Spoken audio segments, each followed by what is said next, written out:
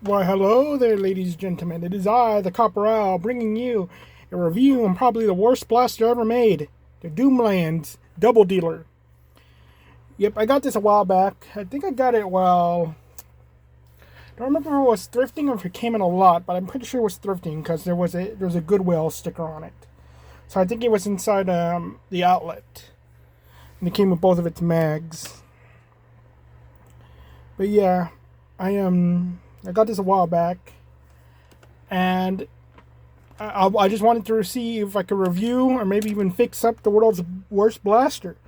And in all honesty, compared to some other blasters I've hated in the past, this one kind of has like the same mistake the other one does that nobody talks about. People always talk about the mechanism and all the jams, but I personally think there's something else about this blaster that ruins it. So, advertisement, buy my book, The Epic of Cassius Crossroads, at authorhouse.com or barnesandnobles.com. Leave a positive review, even if you hate it. So, anyway, let's go on to the review, because this should be a really quick blaster to review. So, this came out in the Doomlands line, and it has this unique gimmick of being a double-barreled shotgun that has the two mags on the side. And these are 10 round, or are they 12 round? 12 round bags, like just a unique body. And I do believe this might be the only mag-fed Doomlands blaster.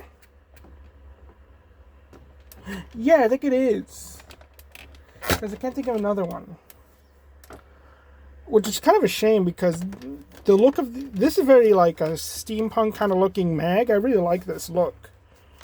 I think it would have been cooler to see on other blasters. And obviously I will put this on a cosplay blaster as well. Not even change out the looks. Like if I had like a Copper Owl blaster, and this is definitely the mag I would use because I like the 12 round mags. But this kind of has a bird-like look to it.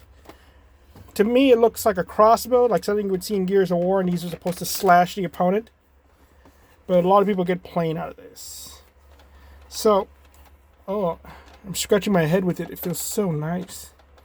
So yeah, that was its gimmick.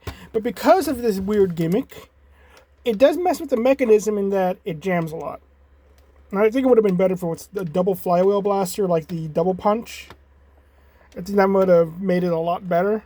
But no, it's not. But it also has another gimmick in that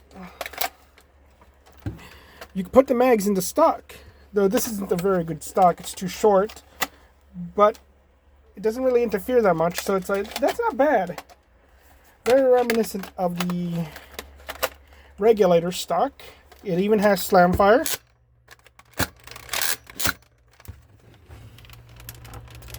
And all that. And there's the safety catch. So, not the safety catch, the release, the jam release button. So anyway, let's get on to the review. Let me sneeze real quickly. Expect more infrequent videos, especially since my AC is out and it's freaking burning in this room. So FPS, I got 56 out of it. It's not that good. And I was only testing one of the barrels. And oddly enough, the thing with all the jams and everything, this one only has jammed like 3 times on me, and while I was doing the FPS test at that. So, but with the jams and everything, I'm like, okay, that's kind of, it very much is a pain to deal with this blaster's jams. But when it works fine, it's actually pretty fun. So yeah, that is let me get on to this opinion real quickly. Well, now, I believe that's a practicality. So I got 56. So FPS is bad. Let's go with accessories. I'm going to say it's okay because it comes with 2 mags. Sling attachment point. It doesn't have any. It has like faux ones all over. But yeah, so how are you supposed to carry this thing around? I don't know. Comfort. This is the thing that kills it for me. The comfort, how comfortable it is. The grips are comfortable. I actually like the grips a lot. The thing that is uncomfortable, that ruins this blaster for me, because I'm like lucky enough to have this one that works like 80% of the time, But the thing that bothers me is right here. That little notch that they have for detailing hits my finger right at the wrong spot. So that whenever I use the blaster, all that weight is going down on my finger. And it's just digging into me. And I hate that. I hate that a lot. I forgot where I put my glove. It might fix the problem. But it's very much enough for me to... Well, I got a different glove right here. That's not even the right hand. Oh, it's right down. A different glove is down here. So you could grab it real quickly. But yeah, that's the... It makes me not want to use it. Because just thinking about it. Put on my glove. See how that feels.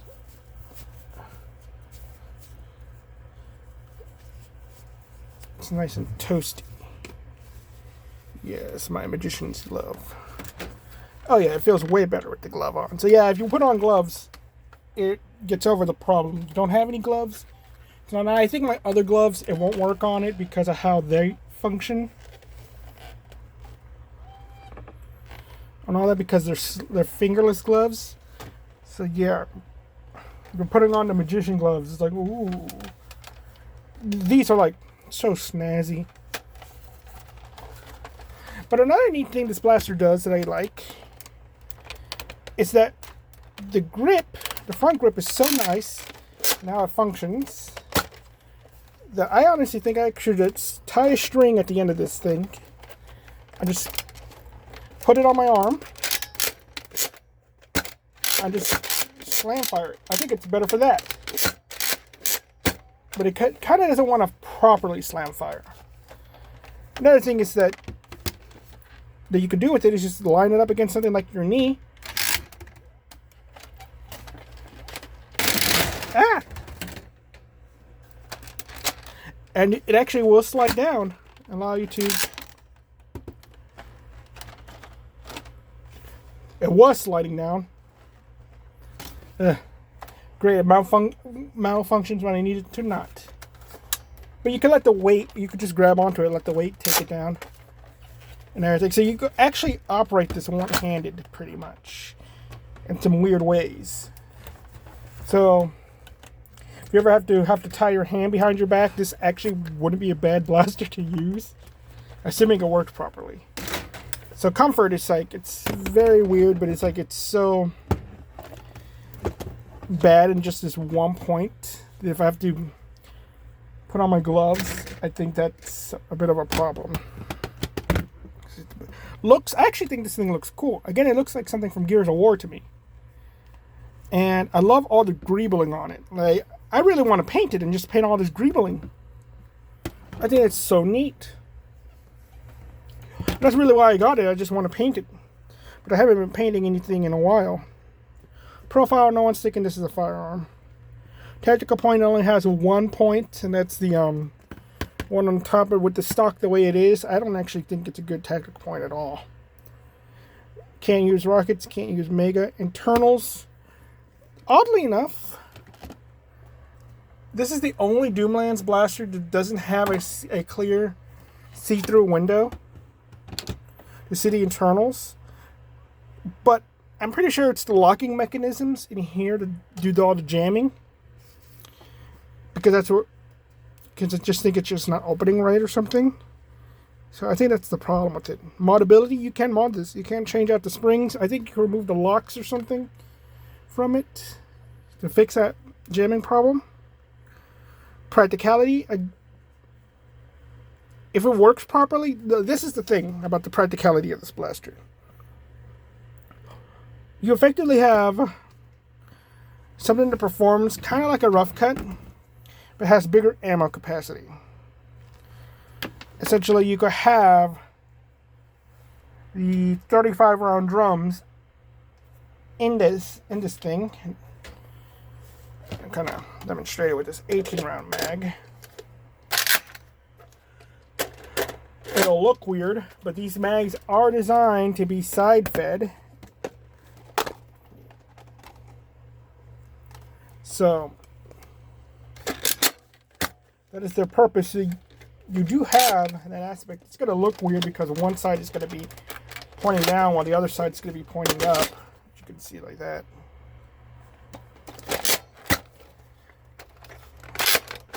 So effectively, that's what? 36 slam fireable rounds. So you just get all this ammo capacity with this thing and the double barreled shotgun. But you could also do that with the double punch. But then it's like, okay, but the double punch can't use the 35 round drums or the 30 round drums. So effectively, like, yeah, you have a blaster that can have a 70 round mag capacity, possibly 100 round mag capacity with the 50 round drums. So there's that, assuming, again, if it works properly. Completely SAM fireable and everything. But there's also that electronic blaster from Adventure Force that could also use those mags. And it's a flywheel blaster. But those fire like one dart at a time, I believe. I don't think it's an automatic. So you got that problem. And it's not necessarily compact, and you don't have a sling attachment point for it. But you can hold extra mags in it. So possibly 18 rounds. So again, this is like a blaster that just has the... Oh wait, I forgot there's another tactical point up front. You know, I didn't even notice that. They'll probably want to put anything on that, considering it's where the jam door is. But it's like, okay. You can have a sight on there. It's not really something you would because it's a shotgun, but anyway. So, it's... And compared to shotguns, like, okay, what a Moto Blitz could carry 35 round, maybe 50 round drum mags as well. Not to mention if you're just using 18 round mags and you're duct taping them together to have the jungle mags. There's also that aspect of it.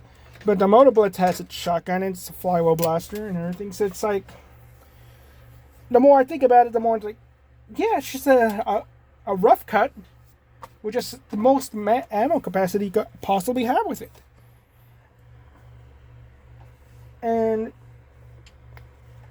But then I thought, oh, well, they're firing at the same time. It's not one at a time.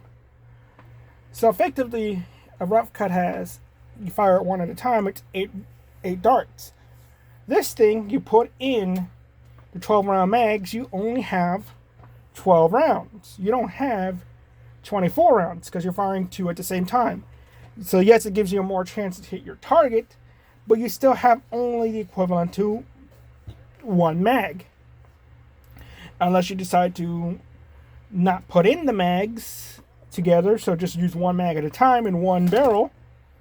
That'll give you, effectively, 24 rounds. And if you're doing that, why don't you just run a better blaster that fires at a higher FPS? Like the Moto Blitz. And it has its own shotgun, so there you go. As well as being able to take more attachments. So, in the practicality side, it's okay. Again, only if it works right. It has potential of being something really good in the right loadout. But other than that, it's pretty bad. And the price, it's like, if you're getting this for $2, I say it's worth it if it works. But that's an if. Because the majority of the time it's going to be broken. So, or jammed up. Because it's not the first time I found one. And they're always jammed up the wazoo. And I only got 8. It's a skippable blaster. It has something going. Like the mags by themselves are worth it. Like if you're going to get the mags with the blaster, yeah. And you could just donate the blaster right after you leave and be that guy. It's like, here you go, give me the coupon. So there you go. You're not really losing out on much. So I'd say like the mags are just like, yeah, okay, I could see myself spending $10 for the blaster just for the mags. Which is more or less $8 because I'm getting the coupon afterwards. I was like, okay, well, it's going to be a good paint project and all that, but it's like, even as a prop, this is very limited, very, very limited on applications because it's a weird design. again, it will work for like a really like a apocalypse type of setting or a steampunk setting. But it needs its mags inside as well. So you're going to have to get proper mags for it to look proper as well. Say like a steampunk freaking crossbow and all that. That might even, you might even want to like remove this front grip and have like a regular shotgun grip for it too, for a prop. But yeah, is it really the worst blaster? I want to say no. Like, I've had other blasters that were pretty bad that I hated. Like the Dark Zone Mark II was like, it's a great blaster, but because it had that design flaw, and I'm not like an engineer and everything, I'm like, yeah, no, that was pretty bad. And there was other blasters that were like, well, kind of sus with me.